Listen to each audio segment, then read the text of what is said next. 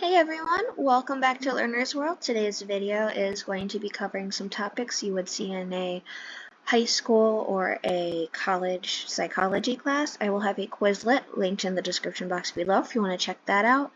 So without further ado, let's get started. Starting off with, what is psychology? So it comes from the roots of psyche and logos or logia. So psyche is Greek, meaning soul, mind, breath, or spirit. And logos or logia means study of or word. Psychology defined, so it is going to be the systematic study of behavior and experience, the study of mind and behavior. Psychopathology is going to be the study of disease of the psyche. Psychology is the scientific study of behavior and mental processes. Behavior is any kind of observable action by a person or animal. Mental processes are internal states, operations, and experiences inferred from behavior. Psychology is a science. Psych means mind, and ology means study of. Psychology relies on observable facts about behavior and uses of the scientific method to answer questions. It is interconnected with social and biological science. Psychology versus other fields that study humans. So psychology studies psychological processes and behavior. It looks at differences and commonalities. The level of analysis is the individual. Sociology, it analyzes societal institutions, for example, education or government. The level of analysis is society. Anthropology, this is the study of human behavior, human biology, and cultures in both present and past, including past human species. The level of analysis is the culture or the species. What is the purpose of psychology? The purpose is to describe, understand, predict, and control the behavior and mental processes. For example, you want to describe, understand, predict, and control things related to something such as depression. Important points to keep in mind about psychology. So there are 3 general truths about psychology. 1, it depends. Everything in psychology is going to be dependent on something. 2, progress depends on good measurement. And 3, confidence in the conclusions should depend on the strength of the evidence. And 2, power posing. So this is also known as the superhero pose, depending on where you learned about it from. This can be helpful mentally, though research has shown that while it may boost confidence, there's no other effects it has on the human body, such as hormonally. How are truths discovered in psychology? So the scientific method is used. You're going to start by questioning and observing. For example, what contributes to depression? Then you're going to hypothesize, experiment, collect data, analyze, and conclude a report. How do you analyze behavior? So there are levels of analysis. The biological level, this is going to be hormones, sleep, drugs. So part of the biological level, yes, is hormones, but also you have the nervous system, the brain, and genes. Then you have the cognitive level, which is going to be the memory and what is unseen. There's also going to be sensation and perception, learning and memory, language, thoughts, and intelligences.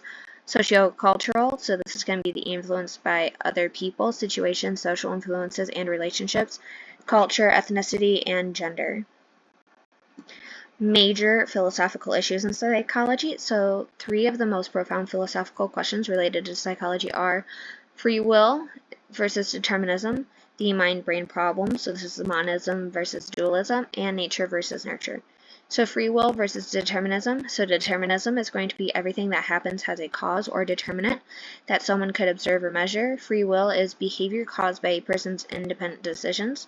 The mind-brain problem. Dualism is going to be the idea that the mind is separate from the brain. The mind somehow controls the brain and body, and monism is the idea that conscious experience is inseparable from the physical brain.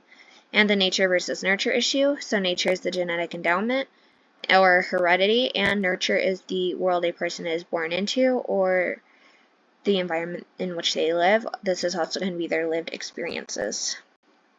Recent trends in psychology. The grand theory of psychology has been abandoned. An attempt to answer more limited questions has been made. So basic research is studies that seek theoretical knowledge for its own sake. Applied research is study dealing with practical problems. And there was also the cognitive revolution of the 1960s. Some rapidly growing fields related to psychology are neuroscience, consciousness, and cross-cultural psychology. New fields of application include health psychology, i.e. habit formation and habit breaking, and sports psychology, how to help with athletic professionals. 5 major fields of early psychology. So there was structuralism, functionalism, gestalt psychology, psychodynamic theory, and behaviorism. Structuralism was the main idea that the mind can be analyzed into basic elements or components. Wilhelm Wundt, who lived from 1832 to 1920, is considered the father of psychology. He tried to identify or define the elements of the brain. He came up with the idea of introspection, which is a technique to analyze the content of their own thoughts. Weaknesses include humans aren't always honest about thoughts. Not everyone can analyze the content of their thoughts. Functionalism is the opposite of structuralism. The main idea is that behaviors and mental processes are adaptive and serve functions. William James, who lived from 1841 to 1910, opposed structuralism. The stream of consciousness, which is always running through random ideas. The mind is like a flowing river, always changing. The goal was to explain mental processes more systematically and accurately. Psychodynamic theory, the main idea is that behavior reflects the tension between the unconscious urges and conscious thought. Sigmund Freud, who lived from 1856 to 1936, he analyzed behavior to uncover unconscious conflicts. He came up with the ideas of id, ego, and superego. The weaknesses is that Freud was more of a philosopher and he had no proof. And he was wrong about everything he proposed. Gestalt psychology, the main idea was mental experience is holistic. The whole is greater than the sum of its parts. Max Wethemeyer, who lived from 1880 to 1943, also opposed structuralism. He studied how people perceive forms and motions. Behavioralism focuses on uncovering the general principles of learning and underlying human and animal behavior. Only observable behavior, though. So some known behaviorists are John Watson, who lived from 1878 to 1950, and B.F. Skinner, who lived from 1904 to 1990. Learning and conditioning looks at how behavior changes when the environment is manipulated. Behaviors are a result of the environment, rewards, and punishment. The mind cannot be measured objectively and has no place in science. And black box is the idea that we know what goes into it and what comes out of it, but we need to worry about what happens in between. Watson believed that we don't need to look inward, all we have to do is look outward, and Skinner believed that the inward is a behavior just as much as the outward, it is just not an observable behavior. Modern psychology, so there was cognitive revolution, which was the idea that the mind is like a computer and information processing machine, and so geocultural, which is the perspective behavior being influenced strongly by socially relevant variables. Critical thinking methods of research, so there was common sense. What's wrong with it? It's not reliable guide because it relies too much on intuition. Intuition is vulnerable to cognitive biases, of which there are 4: hindsight bias, which is where you go and you go all along. It's when we hear the results and we overestimate our ability to have predicted it beforehand. Overconfidence bias, which is when we tend to think we know more than we do. Confirmation bias is when we tend to ignore disconfirming information. An example would be a news anchor who wanted to persuade their audience and not including all the information. Bias blind spot, this is the tendency to see oneself as less biased than other people, or to be able to identify more cognitive biases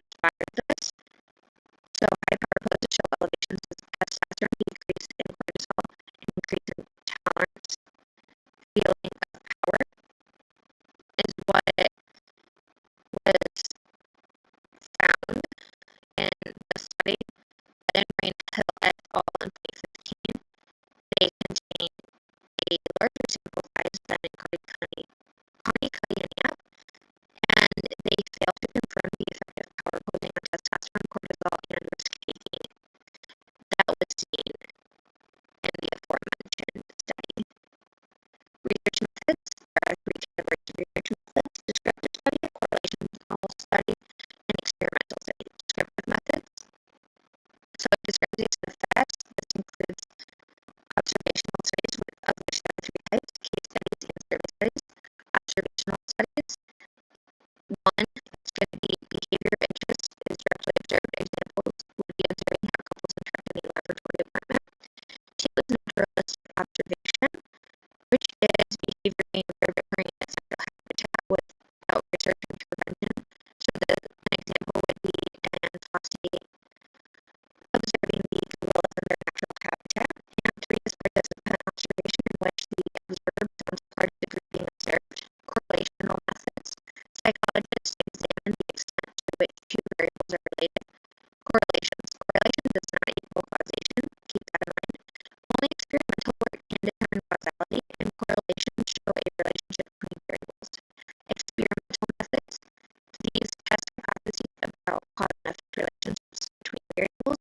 Research follows a series of steps, which are hypothesis, method, research, results, interpretation, and replicability. Descriptive methods. So the ones that haven't been mentioned yet or mentioned as in depth. So case studies. So this is going to be one person studied in detail. The benefits are it is very detailed and descriptive, provides rare phenomena that cannot be recreated in a laboratory. Negatives are it cannot be generalized throughout the population. It usually doesn't answer the question why, and it only focuses on a small group, not a broad group. It's very limited. Famous case studies include Genie, which supported the critical theory hypothesis, HM, which led to the study of the hippocampus, which helps to establish and store memories being removed, and it paves the way for studies of memory. And Brendel David, which shed light on gender studies. Case studies are also called case histories. It is a thorough description of someone, including their abilities and disabilities, medical conditions, life history, unusual experiences, and whatever else may seem relevant. Key point would be it's the study of a person, and it helps formulate new hypotheses to be tested experimentally. A survey is a set of questions that ask people about their attitudes, beliefs, or behaviors. Benefits are it is easy to administer. Negatives is it assumes the respondents possess enough insight into themselves to report accurately. It assumes participants are honest. People often choose the middle and do not pick the extreme yes or no. Survey research is typically seen as questionnaires and or interviews. The wording, order, and structure of a survey questions matter. It may lead to biased answers. The drawback would be people may not take the survey seriously. And naturalistic observation, so you observe behavior in a natural setting without manipulating or controlling the situation. Benefits are findings are often directly applicable to the real world, and negatives are there's no control over the variables. Correlational studies. So you have the longitudinal studies. Longitudinal studies are a type of correlational study which follow the same set of participants over time. The example would be the Harvard study on adult development, which started in 1938 and is still going on. Drawback is that it's expensive and people do drop out. Correlational studies. So correlation is the measure of the relationship between two variables. Variables are measured to determine if they are related, to see how one variable predicts the other variable. A variable is anything measurable that differs among individuals, such as age, years of education, reading speed, high GPA, or intelligence test scores. Benefits are to help show how related two variables are to one another. DSR does not prove causation. For example, GPA and relating it to the SAT, self-esteem, and depression. Correlation coefficient, which is R, ranges from 1 to -1. So experimental method, there are two groups. The experimental group, which receives the treatment that an experiment is designed to test, and the control group, which is a set of individuals who treat the same way as the experimental group, except for the treatment that the experiment is designed to test. Variables, the independent variable, a condition of interest. It is manipulated to see its effects on the dependent variable. This is going to be the experimental group. The dependent variable, which is going to cover both groups, it is the outcome or behavior. It is the behavior or response being studied. What is typically seen with the experimental method is random assignment. A transfer feature such as drawing